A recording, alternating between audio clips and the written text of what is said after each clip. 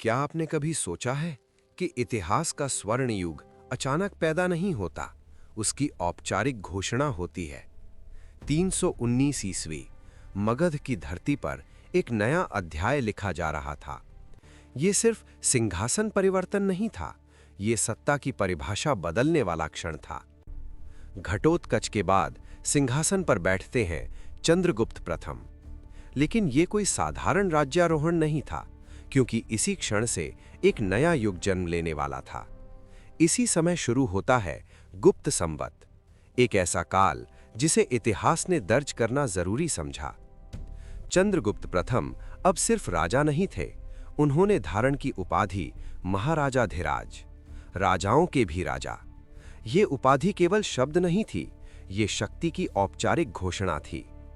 अब गुप्त सत्ता एक क्षेत्रीय शासन नहीं, बल्कि एक वैध, संगठित और भविष्य के लिए तैयार साम्राज्य बन चुकी थी। चंद्रगुप्त प्रथम ने सत्ता को केवल संभाला नहीं, उन्होंने उसे पहचान दी। राजनीतिक गठबंधन, राजवंशीय विवाह और स्थिर प्रशासन, हर कदम युद्ध से पहले नहीं, राज्य को मजबूत करने के लिए उठाया गया। यही वो क्षण था जब गुप्त सिर्फ एक नाम नहीं, एक साम्राज्य बन गया।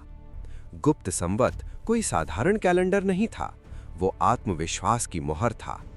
अब भारत के इतिहास में एक ऐसा युग आने वाला था जहां शक्ति सिर्फ तलवार से नहीं, दृष्टि से तय होगी।